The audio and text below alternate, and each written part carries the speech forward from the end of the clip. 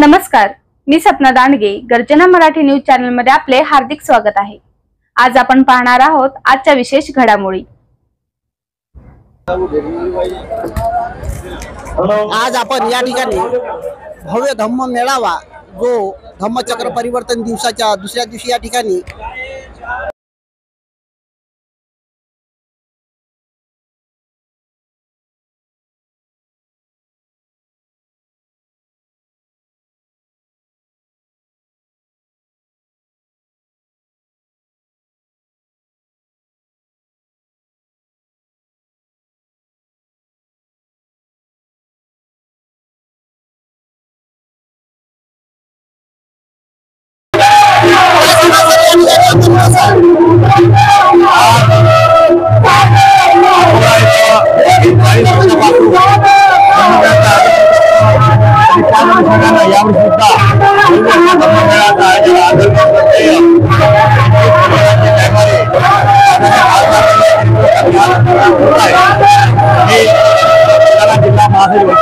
अतिशय कराटे आपल्या सर्वांचं स्वागत करतो आणि या धम्म मेळाव्याच्या माध्यमातून या महाराष्ट्रातील तमाम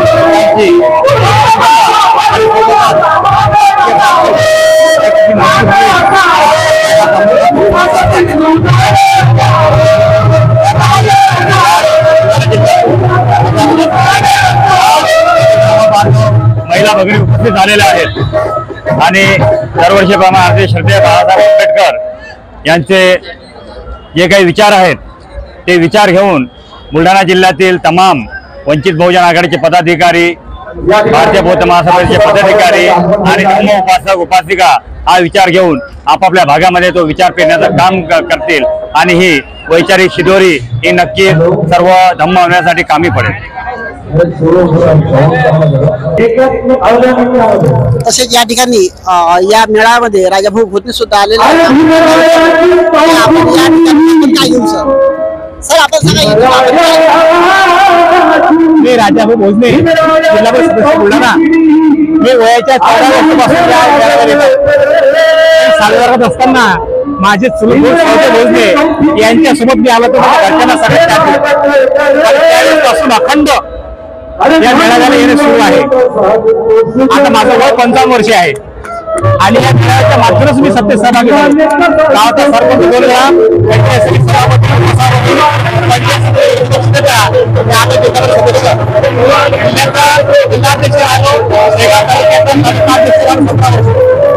असं या मेळाव्यानं मला दिलं म्हणून जोपर्यंत मी जिवंत आहो, माझ्या जीवनात सुरू आहे तोपर्यंत मेळाव्यात येत नाही.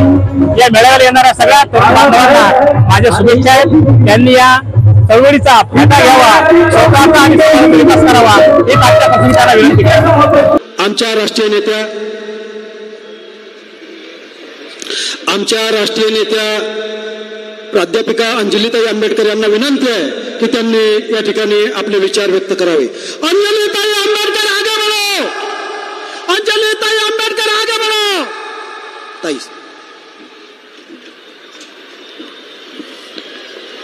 सर्व महामानवांना अभिवादन. भारतीय बौद्ध महासभेच्या आजच्या धम्मपीठावरती उपस्थित असलेले आजच्या सभेचे अध्यक्ष, भारतीय बौद्ध महासभेचे जिल्हाध्यक्ष PG वानखेडे साहेब, बाळासाहेब आंबेडकर, तसंच भंते राजाज्योती, आजच्या विचारमंचावरील सर्व फुले शाहू आंबेडकरवादी सहकारी आणि विचारमंचाला अर्थ प्राप्त करून देणारे सर्व समस्त बंधू भगिनींनो, आज आपण दरवेळेला 14 ऑक्टोबरला जेव्हा बाबासाहेबांनी आपल्या स्वतः दीक्षा घेतली आणि लाखो लोकांना दीक्षा दिली त्याची आठवण म्हणून आपण कायमच धम्मचक्र प्रवर्तन दिन साजरा करत असतो. तो धम्मचक्र प्रवर्तन दिवशी दीक्षाभूमीवर होतो आणि अकोल्याला आपण गेली अनेक वर्ष सातत्याने तो अकोल्यामध्ये करतोय. माझ्या दृष्टीने धम्मचक्र प्रवर्तन दिन आणि बाबासाहेबांनी लाखो अनुयायांसह दीक्षा घेणं हा काही केवळ एक धार्मिक घटना नाहीये, तर बाबासाहेबांनी त्यांच्या आयुष्यामध्ये केलेलं अत्यंत महत्त्वाचं सामाजिक आणि राजकीय विधान आहे आणि या विधानाद्वारे त्यांनी इथे विषमतेमध्ये गाडलेल्या माणूस म्हणून जगण्याचा अधिकार नाकारलेला माणसांचा, ज्या समूहांचा आत्मविश्वास हरवून घेतलेला होता, अशा सगळ्या समूहांच्या वतीने इथल्या अन्यायकारी विषमतावादी व्यवस्थेला दिलेलं ते आव्हान होतं. इतके वर्ष आम्ही तुमचा अन्याय सहन केला, आता नाही, याच्या पुढे आम्ही तुमचा अन्याय करणार नाही. ज्या व्यवस्थेने मध्ये तुम्ही आम्हाला घालून टाकलंय ती व्यवस्था आणि तो धर्मच आम्ही नाकारत आहोत आणि आम्ही आमच्या मुक्तीचा वेगळा मार्ग स्वीकारतोय हे दाखवणारे ते विधान होतं. आणि त्यांनी या भारताला प्रचंड मोठा सांस्कृतिक, धार्मिक आणि सामाजिक धक्का दिलाय हे आपल्याला माहिती आहे. मी हा धक्का दिलाय अशासाठी म्हणतेय कारण कुठलंही सरकार येवो, कोणत्याही सरकारला सगळ्यात भीती कोणाची असते तर इथली आंबेडकरी जनता, फुले शाहू बाबासाहेबांच्या मागण्यावरती चालणारी जनता आपल्या विरुद्ध उठून उभी राहिली, खरंच त्यांनी बंद केलं तर काय ही धास्ती इथल्या प्रत्येक व्यवस्थेला असते. आणि म्हणूनच वेगवेगळ्या पद्धतीने आपलं आंदोलन चिरडण्याची, आपल्यामध्ये फूट पाडण्याची, आपल्याला वेगवेगळ्या पद्धतीची आमिष दाखवण्याचं एक कारस्थान इथली व्यवस्था सातत्याने करत असते. कुठल्या व्यवस्थेला आव्हान दिलं होतं? इथल्या अन्यायकारी व्यवस्थेला आव्हान दिलं होतं, इथल्या चातुर्य व्यवस्थेला आव्हान दिलं होतं, इथलं शिकण्याचा आणि विचार करण्याचाच अधिकार नाकारणाऱ्या इथल्या व्यवस्थेला आव्हान दिलं होतं. आणि त्या व्यवस्थेला आव्हान देत देत त्यांनी आपल्याला मुक्तिपंथ दाखवला होता. फक्त आपल्या भीमस्तुतीमध्ये मुक्तपथ कोणता एवढं बोलून आपल्याला चालणार नाहीये, तर त्यांनी दिलेला मुक्तिपंथाचा मार्ग आपल्याला खऱ्या अर्थाने समजून घेतला पाहिजे, स्वीकारला पाहिजे, त्याचा डोळसपणाने विचार केला पाहिजे आणि पुढे गेलं पाहिजे. हा मार्ग कुठला होता? हा मार्ग आपल्याला नेणार होता आपल्याला मानसिक गुलामगिरीतनं मुक्त करण्याकडे. हा मार्ग आपल्याला नेणार होता इथली व्यवस्था मोडण्याकडे. हा मार्ग आपल्याला नेणार होता आपला आत्मसन्मान जागे एकत्र येऊन सामूहिकरित्या इथल्या व्यवस्थेला आव्हान देण्यामध्ये. केवळ संगम नमामी मध्ये इथे सामुदायिक जीवन जगण्याची, समाजाला बरोबर घेऊन जाण्याची जी काही शक्ती असते, जी काही ताकद असते, ती सामूहिकता जपण्याचा धडा आपण शिकणं याच्यामध्ये गरजेचं आहे.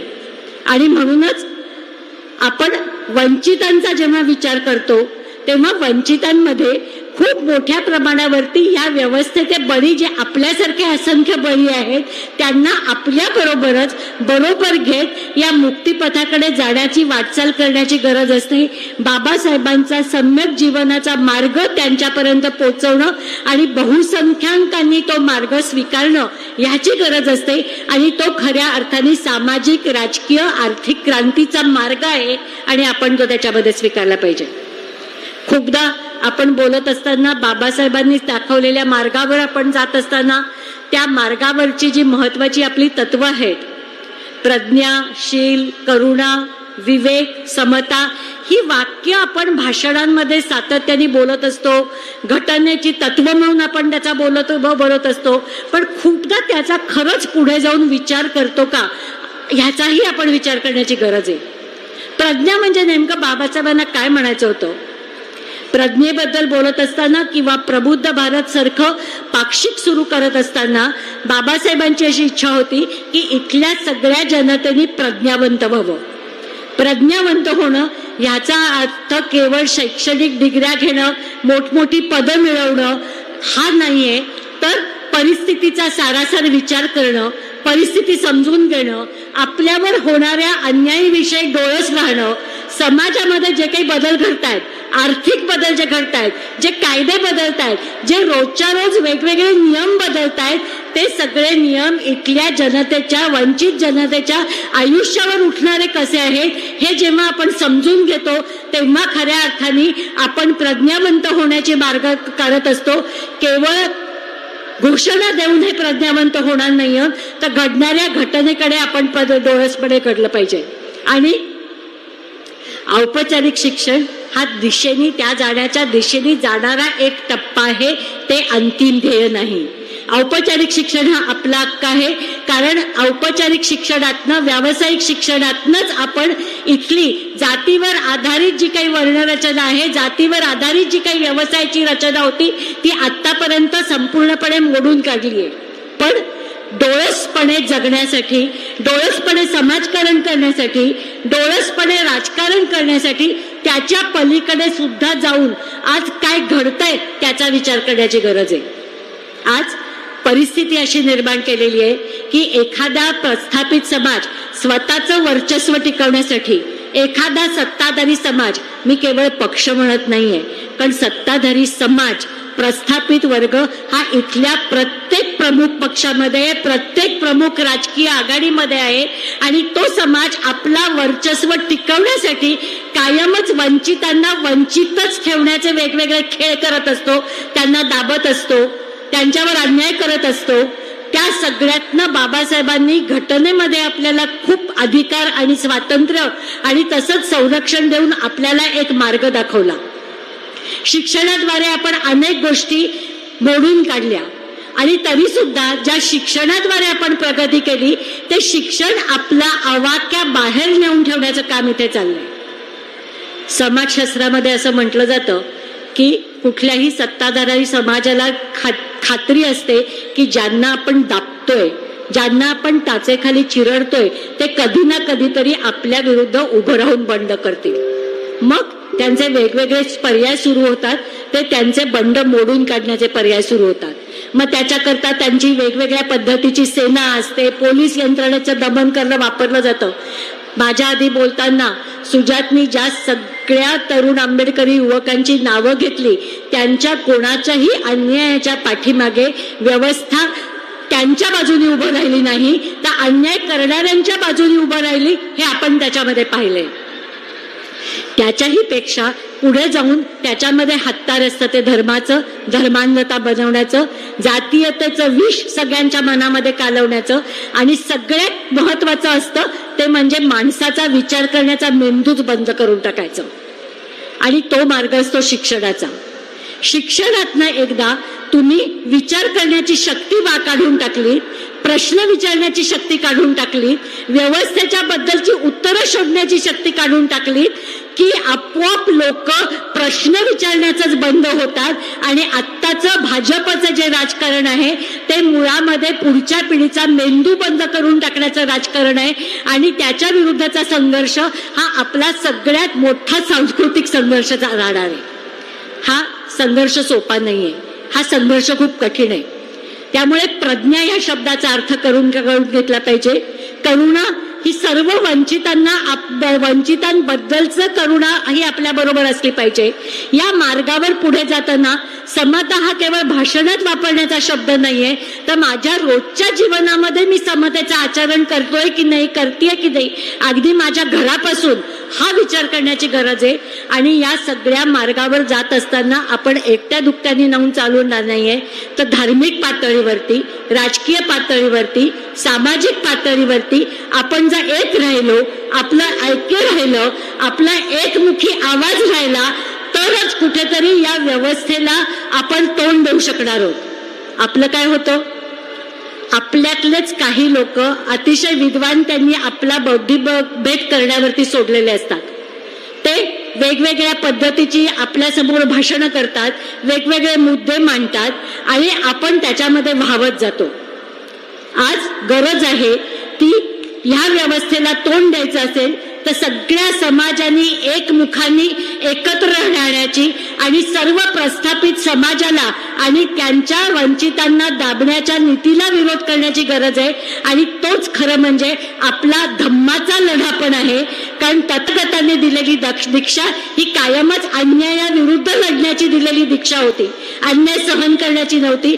आणि तोच आपला पुढचा जीवन मार्ग असणार आहे. एवढं बोलून मी आपली रजा घेते. जय भीम, नमो बुद्धाय.